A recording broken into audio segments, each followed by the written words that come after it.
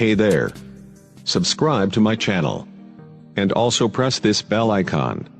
So you never miss any new updates. Cause whenever 30 ارب سال سے جس چیز کا میک اپ ہو رہا ہو اور آئندہ زمانوں میں بھی اس کا ہونا ہی ہے اور میک اپ کرنے والا بھی اللہ ہو تو وہ کیا چیز بنے گی؟ کیا چیز ہے؟ اور دنیا کو جنت بنا بھی لو تو موت کا کیا کرو؟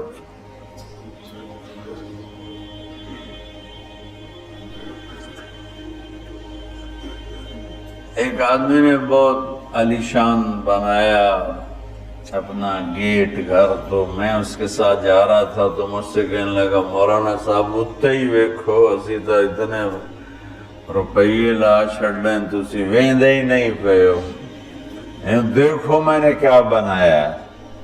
تو مجھ سے کہنے لگا مولانا صاحب اتنا ویکھو تو میں کتنے پیسے لائیں تے کی بنا دیتا ہے۔ تو میرے بولنے سے نا پہلے خود ہی بول پہ پر مصیبت ہے مر جاونا ہے چھڑ جاونا، ساتھ ہی پر مصیبت ہے مر جاونا ہے چھڑ جاونا۔ میں کہا بھائی ہون دس تو آپ ہی دس دیتا ہے میں نے ویک کی کرنا، تو کیا علاج کرنا؟ نوشیروان کے پوتے خسرو پرویز نے محل بنایا 11,000 پلر پر، 11,000 ستونوں پر محل بنایا اور 10 سال نہیں رہ سکا اس میں، اور وہ محل زیر و زبر ہو گیا۔ کیسر نے شکست دی اور محل کو آگ لگا دی۔ عبد الرحمن ناصر اموی بادشاہ نے اسپین میں محل بنایا 4,316 پلر اور برج، اور 25 سال صرف اس میں رہا، اور جا کے اسی قبر میں گر گیا جس قبر میں غریب جا کے گرتا ہے۔ آج اس محل کے کھنڈر میں دیکھ کر آیا ہوں قرطبہ میں، کیا وہ شان و شوکت 300 ہجری میں بننا شروع ہوا اور 1,000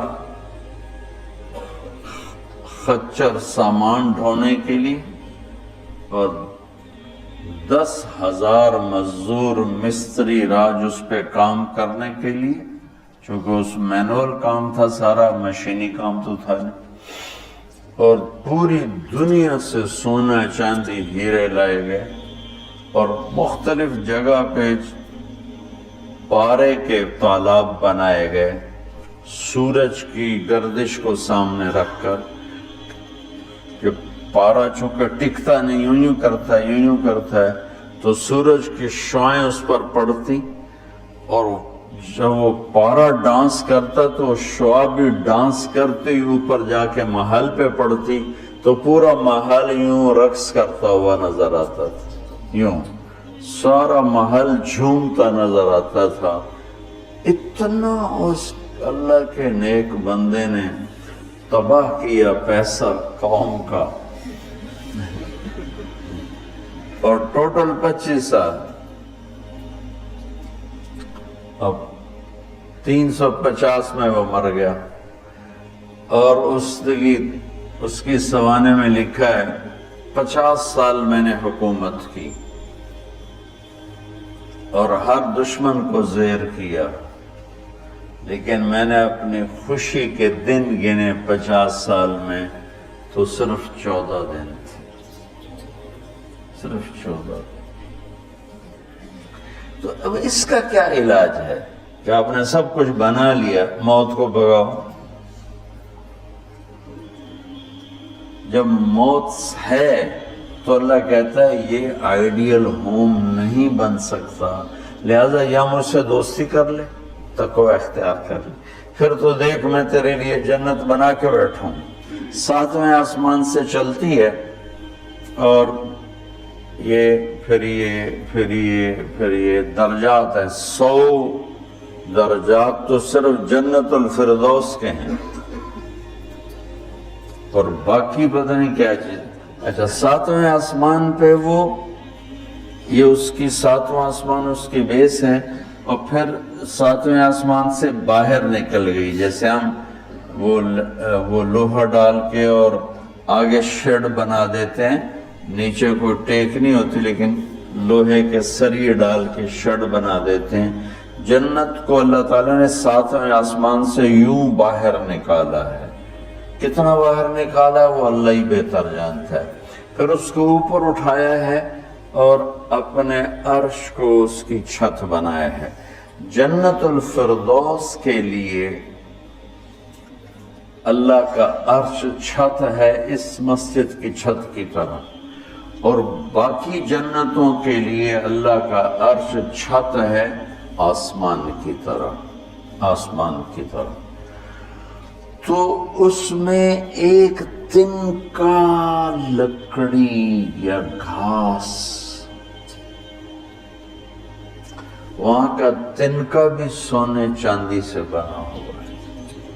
یہاں کے درخت لکڑی کے، ایک کہنے لگا سونے چاندی سے پھل کیسے آئے گا؟ میں نے کہا لکڑ تو پھل کے میں آ جائیں. یہ کوئی ہے عقل میں آنے والی بات کہ لکڑی سے پھل نکل ہے؟ لیکن چونکہ ہم ہر وقت دیکھتے رہتے ہیں تو ہمارا ذہن اسے قبول کر چکا ہے. ورنہ کوئی عقل کی بات ہے کہ لکڑی میں سے آم نکل آتا ہے اور لکڑ میں سے انگور نکل آتا ہے، چھوٹی سی بیل میں سے اتنا بڑا تربوز نکل آتا ہے. یہ کیا چکر ہے؟ زمین پر پڑے پڑے پڑے پڑے پڑے اتنا ہو جاتا ہے. وہ کہتے ہیں کوئی فلسفی جا رہا تھا تو اس نے دیکھا اتنا بڑا تربوز زمین پہ پڑا ہوا اور آم لگے ہوئے درخت پر، تو کہنے لگا ایک ہی گل ہے، چھوٹے چھوٹے اتلا دیتے ہیں بڑے نو ہیٹھاں پاتا ہے. تو اب ابھی اسی سوچ میں تھا تو ایک کام ٹوٹ کے اس کی ٹنڈ پہ لگا. کہنے لگا سمجھ آ گئی، یہ میرے اتنے ہندوانا ڈاندا تو میں رکھی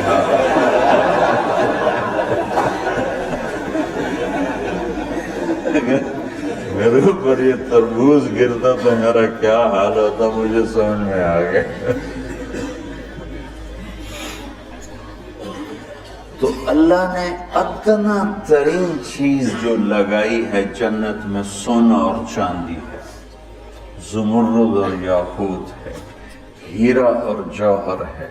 اور میں نے ملکہ برطانیہ کے محل میں دیکھا، اس کے تاج میں، ان کے محل میں عجائب گھر بنا ہوا، ان کے تاج میں لگا ہوا تھا کوہ نور.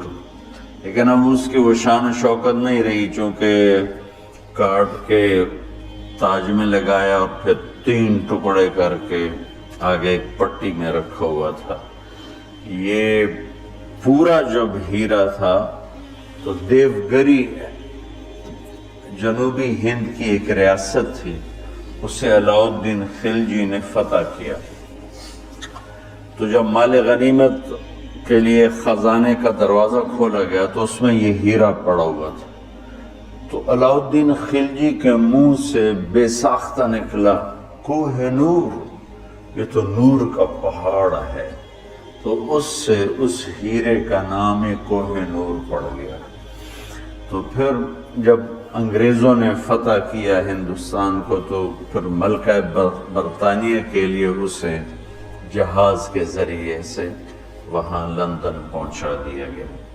یہ دنیا کا سب سے بڑا ہیرا تھا، ہو سکتا ہے اب اس سے بڑے ہوں، لیکن جنت کے کسی بھی لباس میں، تاج میں، گلاس میں، سراہی میں، میز پر، کرسی پر، بستر پر، مسیری پر، پلنگ پر، دروازے پر، کھڑکی پر جو موتی ہیرے جڑے ہوئے ہوں گے، اس میں سب سے چھوٹا موتی یا ہیرا یا نیلم یا زمرد یا پکھراج، جو بھی تم نام لے لو، جو آج دنیا میں قیمتی پتھر پائے جاتے ہیں، اس کو لا کر یہاں ٹیبل پر رکھ دو. وہ اتنا سارا ہو تو میرے رب کی قسم یہاں سے آسمان تک روشنی پھیل جائے. اور خوشبو پھیل جائے، خوشبو پھیل جائے. تو اللہ تعالیٰ کہہ رہا تم مجھ سے صلح تو کرو، مجھ سے یاری لگاؤ، میں نے آئیڈیل ہوم تمہارے لیے بنایا ہوا ہے. ایک نوجوان کہنے لگا اللہ حوروں کا لالچ کیوں دیتا ہے؟ میں نے کہا زنا سے روکنے کے لیے، کیونکہ لوگ شادی کر کے بھی زنا نہیں چھوڑتے، اور اللہ معاشرے کو پاک دامن دیکھنا چاہتا ہے. جس معاشرے میں زنا پھیل جاتا ہے وہ معاشرہ برباد ہو جاتا ہے. تو اللہ چاہتا ہے کہ ہر مرد عورت پاک دامن زندگی گزارے، اس لیے نکاح کا راستہ رکھا. اور پھر مرد کی شہوت کو روکنے کے لیے وعدہ کیا تو یہاں صبر کر، حلال کام کر، تو آجا میرے پاس، میں نے تیرے لیے تیری اس خواہش کا سامان تیار کر کے رکھا ہوا ہے. کہ یہاں کا مادہ مٹی ہے، وہاں کا مادہ مشک و عنبر ہے، وہاں کی گھاس زعفران کی ہے، یہاں زعفران اتنا سا ملتا ہے اور لاکھوں روپے کا کلو ملتا ہے، اور وہاں پوری میدان میں جو گھاس ہے وہ زعفرانی ہے. اور گھر کی ایک اینٹ موتی کی ہے، ایک اینٹ زمرد کی ہے، ایک یاقوت کی ہے، ایک زمرد کی ہے، ایک سونے کی ہے، ایک چاندی کی ہے، بیچ میں مشک کا گارا ہے اور زعفران کی گھاس ہے، اور اللہ کا عرش اس کی چھت بنایا گیا ہے. اور وہ اندر بیٹھو تو باہر نظر آتا ہے، باہر بیٹھو تو اندر نظر آتا ہے. میں نے جو ایک دفعہ جنت کا محل دیکھا خواب میں، تو یہ اس کی میں نے صفت جو پڑی تھی وہ میں نے آنکھوں سے دیکھی کہ میں اس کے اندر چل رہا تھا، مجھے باہر بھی نظر آ رہا تھا اور اوپر بھی نظر آ رہا تھا، دائیں بائیں بھی نظر آ رہا تھا، لیکن میں ایک گیلری میں چل رہا تھا.